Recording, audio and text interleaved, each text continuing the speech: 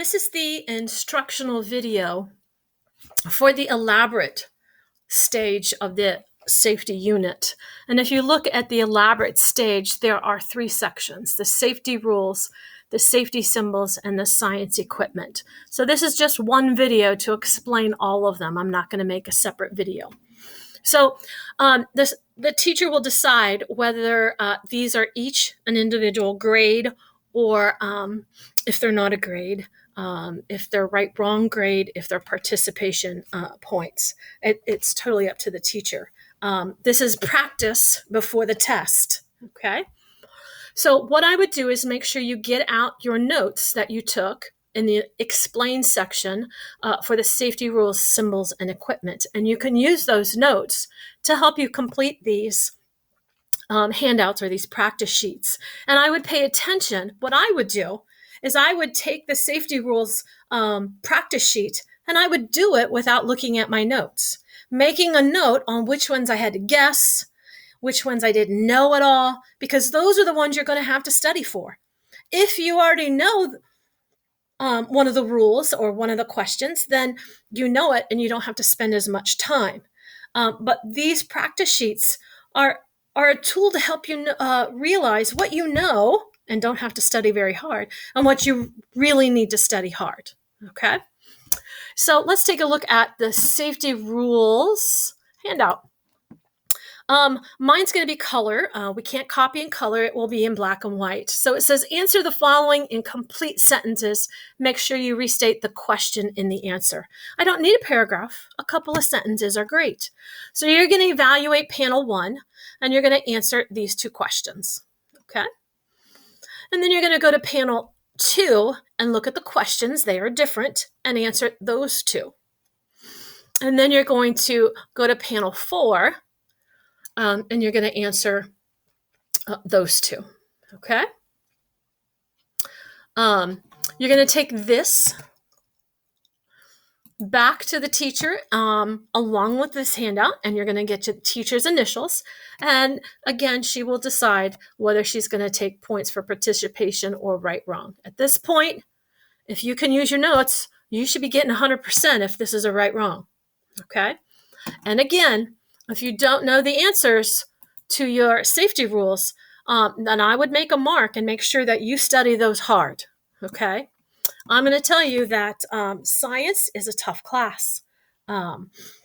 Oftentimes, memorization doesn't usually help, but usually on the safety unit, it does. If you are a good memorizer, then you should be able to do this. If you're not a good memorizer, here's a tool. I would not study and cram the night before. Once you have correct answers, I would start before you go to bed, 15 minutes, read through the rules, look through the symbols, and look through the equipment. And I would start doing that maybe a week out, 15 minutes before you go to bed.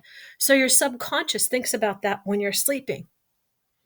And then, 4 or 5 days out before the test, now I'm going to study just the things I really need to study. And I'm going to do that when I get home. I'm going to do that after I eat, and I'm going to do that before I go to bed. So that you're not cramming the night before.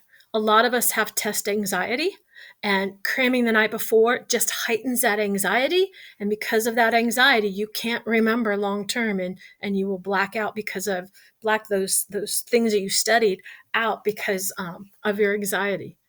So the easiest way to do that is a week out, start reading through things before you go to bed. And then, a few days out, start reading and concentrating just on the things that you really need to study and that are kind of tough. And then just study, the night or 2 nights before the test, those few things left that you really have a hard time with, okay? I am one of those people who does have test anxiety. All right, so that is safety rules. Let's look at safety symbols. So this is just multiple choice. So we've got 6 symbols here on this page, and we have 6 descriptions or labels. Can you match them correctly? And then on the second page, we have 1, 2, 3, 4, 5. And then we have 5 over here. Okay. How'd you do? Take it without any notes. Mark the ones you have to guess. Mark the ones with a different mark that you left blank. Then go back to your notes and check yourself. Okay. Let's see. And then we're going to go to our equipment. There is a lot of equipment on this handout right here that was not in the notes. But I think it's pretty self-explanatory. Like a thermometer. A lot of us have used a thermometer before. A test tube rack kind of makes sense. There are single holes that those test tube would fit in there. A wire brush. Here's a picture of a Bunsen burner. A Bunsen burner, in its very simplistic stage, operates similar to a gas grill. If you have a gas grill at home, your parents have tanks on the bottom of propane, natural gas, and they will turn that on, and then there's usually a button that's an igniter, and that has a spark, and that ignites the gas. So if you take a look, what happens is this tube will hook to a gas source in my classroom, and then when I twist this tube, gas will start coming out, and then I use a special tool to make a spark, and then the flame ignites. We don't use this in my class. We don't have a purpose for that, but they will use this in high school. Our gas has been turned off, so we don't have gas to be able to use. There's the Erlenmeyer flask, the beaker, the test tubes. Some of you might know what a mortar and pestle is, because some people use it to cook. Here's the ring stand and the clamp and the ring. Goggles.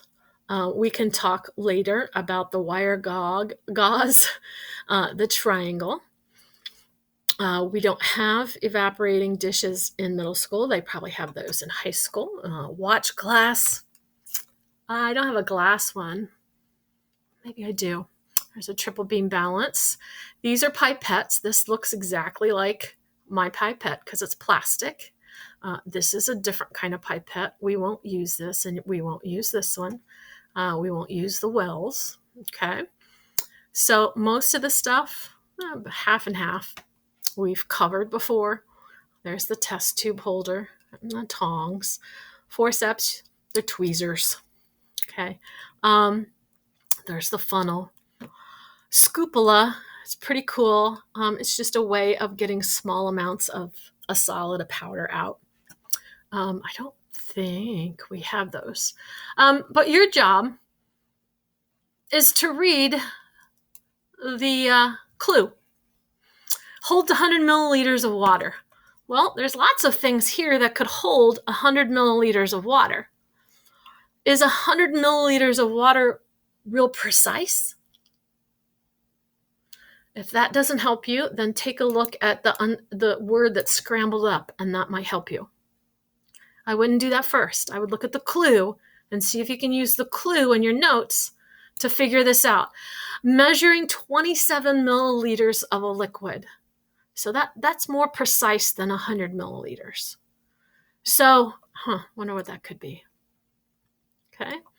So measuring exactly 43 milliliters of an acid. That's pretty precise. Massing. Oh, there's only one tool that'll do mass. Suspends glassware over a Bunsen burner. Well, we didn't really talk about that, but we would have the Bunsen burner on the ring stand. We'd have the ring stand. We probably have an iron ring here, or we could have the triangle. And sitting on either one of those might be the wire gauze, because that would be the surface I could plop a beaker on or an Erlenmeyer flask on. So these are not going to be necessarily straightforward. You might have to use some logical reasoning. Okay? That's what makes science hard. I'm not going to expect you to memorize things and regurgitate it to me word for word. I'm going to expect you to know things and then be able to apply that. Okay? Holding many test tubes filled with chemicals. Well, what up here is going to be able to hold the most test tubes? Used to clean the inside of test tubes and graduated cylinders. What is long and skinny and might be able to clean?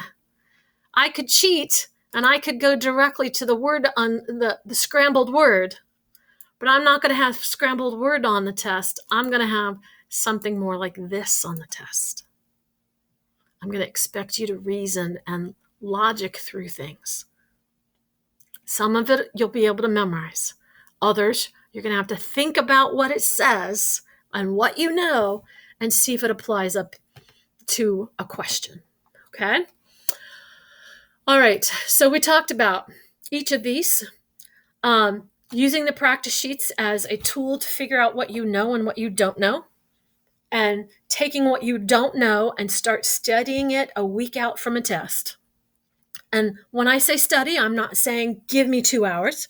I'm saying read through the practice sheets 15 minutes before you go to bed. And then maybe add something to that. Maybe instead of just bedtime, dinner time and bedtime. Maybe when you get home and dinner time and bedtime. Okay, I'm not asking you to night before stay up all night and cram.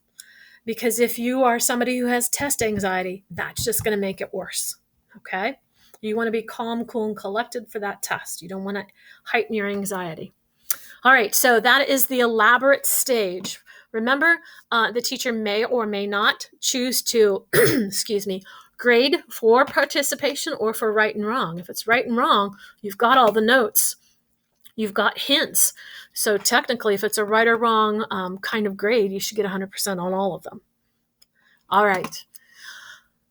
That is the elaborate instructional video.